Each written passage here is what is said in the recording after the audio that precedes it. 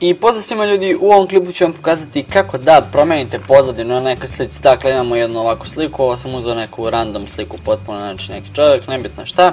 I sad kako vi da promijenite ovu pozadinu iza. Sad, ako menjate pozadinu, moj vam je savjet da vam slika bude što veće rezolucije i da bude što detaljnija. Kao što vidite, ovaj nije baš ništa specijalno, kao što vidite, ali ću vam pokazati kako možete malo ovo izoštrite, ali to nije ništa specijalno. Tako da što veća rezolucija to bolje, jer ćete preciznije iseći, ali ako mi je toliko bitna preciznost, ne mora toliko ni velika slika. Sada, ako imate sliku ovako manje rezolucije, može jedan od načina koji sam, ne znam da sam ja provalio ili u stvari taj način već postoji, ali ja ga koristim. Dakle, idete image size, da povećate sliku ovako malo da bude veća. Recimo ovako, jer ćete opet još malo ćemo da povećamo. Sad ako imate slabi računar, nemojte mnogo da povećavate da vam ne bi, da kažemo pod navodnicima, zakovao Photoshop. Tako da povećamo ovako malo sliku, kao što vidite i meni moram malo sačekam. I kada ste to uradili, treba sada da izrežete sliku. Sad, kako ćete da izrežete sliku? Dakle, počnete odnekle. Evo, ja ću recimo odavde da počnem. Sad, imate više varijanti kako ćete da isečete sliku, ali u principu sve se svode na ovdje nekoliko. Dakle, može je to ovako, ali to vam ne bi preporučio jer ovo nemoguće bukvalno ovako iseći. Znači, ako samo vučete i mišom i morate zaokružiti cijelu sliku, ali kad ste ovako zoomirani ne možete lako to da uradite. I da, zaboravio sam da kažem, znači što više zoomirate, detaljnije ćete da isečete sliku. Ja sam baš previše zoomirao, ali nebitno, bolje da više zoomirate, ali ne, naravno previše. Dakle, imate i ovaj način, znači ovako kliknete. Sad ovo može malo bude više četvrtasto sečenje, ali ako zoomirate može lepo da se seče. Ja sam jedno vreme koristio ovaj način i zaista može precizno da se seče ako zoomirate dosta. Tako da i polako idete, jeste da vam više vremena treba, ali ćete precizno iseći. I imate ovu alatku. Ova alatka vam je baš stvorena za ovakve stvari, ja ću udaljiti malo da bi vidjeli lepše. Dakle, kao što vidite, kliknete na neki deo i vučete samo po tom delu i ono automatski pronalazi te piksele na krajevima i zaokružuje ih. I vi sad ako negdje ne može, vi samo kliknete ovako, ako niste sigurni da će lepo da nađe, gdje i tako šta. Znači, evo, ovaj način vam isto preporučujem, veoma je dobar. Sad, ako imate sliku kao što je moja, znači da je ovako, kako da vam objasnim, nazad blur, a slika izoštrena ili nešto da nazad da nema nekih mnogo detalja, recimo neki zid ili nešto, nebitno nešto jednobojno, da nema puno detalja, kažem, uzet ćete ovu alatku, a sad naravno opet stoji stvar da mora slika da vam bude malo veće rezolucije da bi to lepo sve ispalo. Dakle, čemu ova alatka služi? Služi da, kao što vidite, kad ovako prođete, da ona automatski pronađe gdje su krajevi i zaokruži sliku, kao što vidite kod mene, i samo prođete kroz cijelu sliku. Sad vi možete smanjiti malo ovaj bruš ili kako se to već zove, ovo kojima zaokružujete, tako da.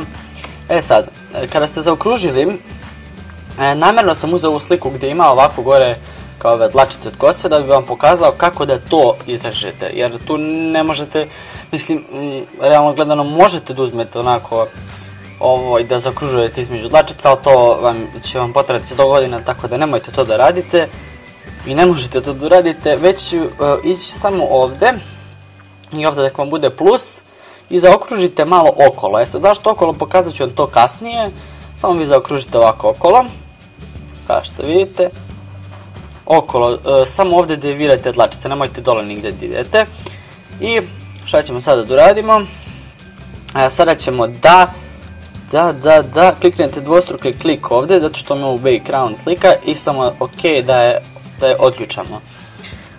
I sada ćemo ići samo delete. Sad nemojte sad ići delete još, morate da idete select inverse da bi obrisali ovo okolo, zapravo da ne bi obrisali samog lika na slici. Kao što vidite, to je zaista lepo izrezalo. Sad ovo su, ne možemo da kažemo da je loše izrezalo, ali je zaista lepo. Sad ovdje, čekajte, mislim da ovdje bilo nešto, ipak ne. Dobro je to iseklo. I sada neću koristiti skraćenice na tastaturi da bi sve vidjeli ovdje, jer ako neko ne zna skraćenice. I sada, kako da izražite ove dlačice? Uzet ćemo ovo, da zaokružite ovako otprilike, jer ovo nije bitno precizno, samo bitno da zaokružite gdje je ta pozadina okolo i malo kose. Nemojte pređiti slučajno ovdje kože ili tako nešto, mislim možete, ali rizikujete da oštetite sliku. I kada ste to uradili, kada ste zaokružili to iza i malo kose, idete select i idete ovdje color range ili range ili kako god, ne znam kako se čita tačno. I sad ovdje možete da ovdje izabirate koliko će ova alatka da obriše te boje koje ste vi tu čekirali, dakle te plave, koliko će da ide u te sitne detalje i tako to. Sad nemojte ići previše detaljno da ne bi obrisalo mnogo kose, ovdje imate crno ovo što vam ostaje, bijelo ovo što briše, tako da ići ćemo negdje prilike ovako i samo kliknete delete. I kao što vidite, ove dlačice su, ova pozadina zapravo obrisana, sad ovdje ima negdje malo vjeri, ali dobro, to nećemo gledati te detalje. Kao što sam rekao, inače nije neka slika. Sad ovdje ako vam ostane ovako malo plavo ili negdje neka greška, samo uzmete običnu gumicu, lepo i to obrišete, malo ću samo smanjiti. Ovako, dobro, malo dlačice jedno ovdje manje više nije bitno.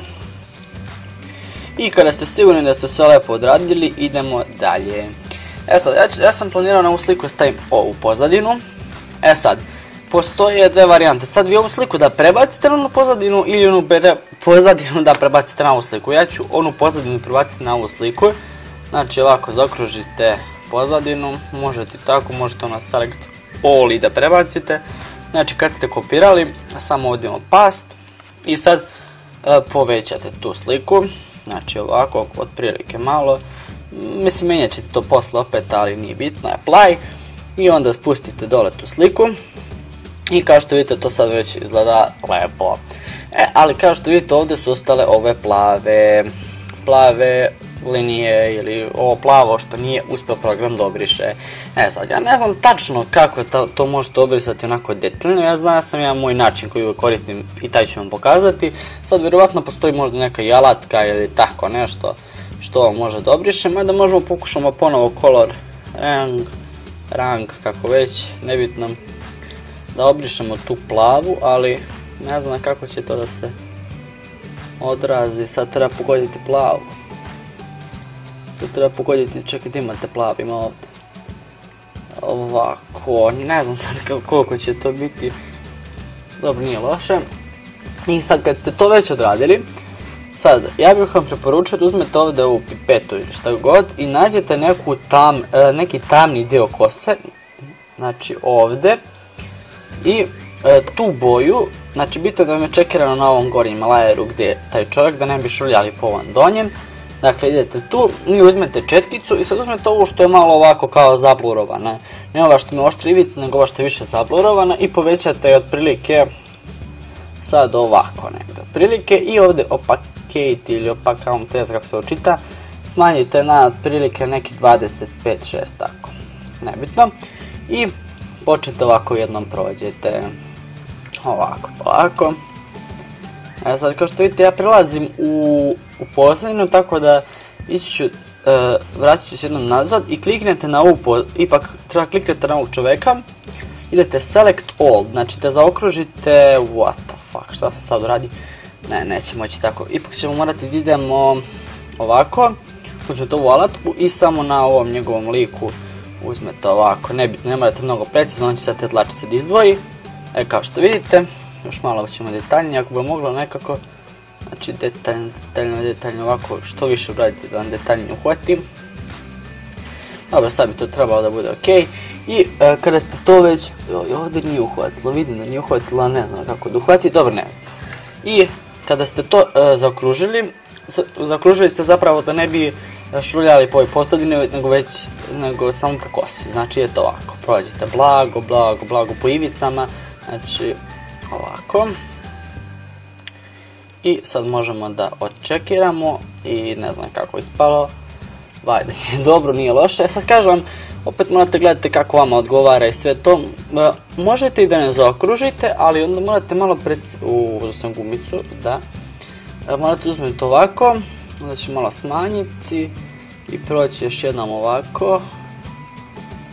Ovako, neće nije ovako loše da mi ispadne, sad naravno nije ovo profesionalni način, realno profesionalci neće ne gledati ovaj klip, tako da, eto vidite, nije to loše, može to mnogo detaljnije, ali ako vam je čisto onako za neke manji, ako nije za neki ozbiljan projekat, to vam je sasvim ok, znači dođete i ovdje malo, op, i ovako, op, tamo malo obrišemo i to nam je to. I kao što vidite, sada to lepo izgleda. Sada šta sada treba da uradite?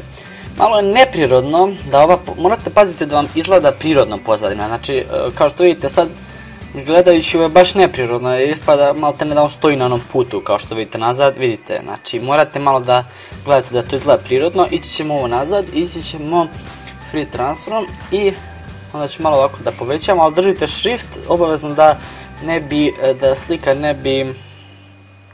ne bi izgubila svoje, kako da vam objasnim, svoju rezoluciju. Tako da ići ćemo ovako i sad pomerite malo, sad pomerit ću ja ovako, otprilike ovako i sad je to već mnogo prirodnije, znači ne izgleda kao da on leži na zemlji ili tako nešto, mada može to još bolje se odradi, ali ovo je ipak samo tutorial, ovo vam samo pokazujem. I sada šta da uradite još, evo ovo nije obavezno, ali ja ću ipak da uradim, dakle odete na ovaj layer dole i idete filter, blur i idete lens blur. I ovdje ćemo staviti malo ovog blura, sad šta mi je ovaj lens blur, to vam je blur koji pravi objektiv, jer vam je lens objektiv i sačekamo da bluruje nazad i kao što vidite izgleda blurovano i kao da je slika na nekim fotoaparatom. Sad ako blurujete više će se istaći malo još ovi detalji, tako da možete to da iskoristite i da još malo ovo uradite, mada opet koliko je to potrebno, ipak su ovo sitni detalji, eto nije to loše, mislim meni ovo sasvim odgovara. Sad, da li će vam odgovarati, mislim vidite koliko morate zoomirati, koliko će zoomirati i gledati takvu sliku. Tako da, eto ljudi, to je bilo to, hvala što ste pogledali klip, nadam se da vam je bio od koristi, ako jeste, obavezno stavite like, share i subscribe, podržite me za dalje rad, posjetite moju Facebook stranicu, link Facebook stranici ćete imati u deskripciji, i da vidim da nisam nešto zaboravio, ne. Da, samo da vam kažem još jednu stvar. Ako recimo imate, ne znam da li to ima potrebu što da objašnjavam, ako imate recimo da ovdje cela figura i da vam je ruka malo izađe ovako, kako sad da vam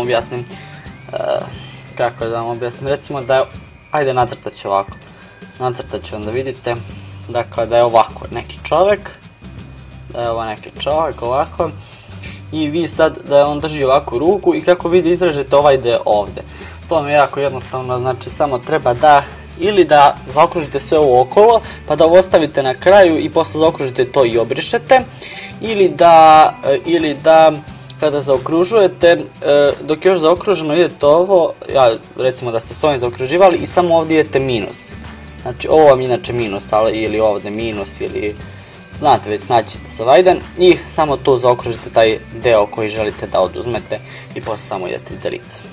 Tako da eto, nadam se da ćete toliko uspjeti da se snađete, mada ne znam, probajte. Ako ne, baš recite u komentare pa ću možda i snimiti klip za to. Ajde, mislim da nema potrebe. Tako da hvala svima što ste pogledali klip. Nadam se da vam se svidio, opet kažem, ako jeste ostavite like, share i subscribe, podržite moj kanal, posjetite moju Facebook stranicu, link Facebook stranice ćete imati u deskripciji, tako da, to bi bilo to. Ćao!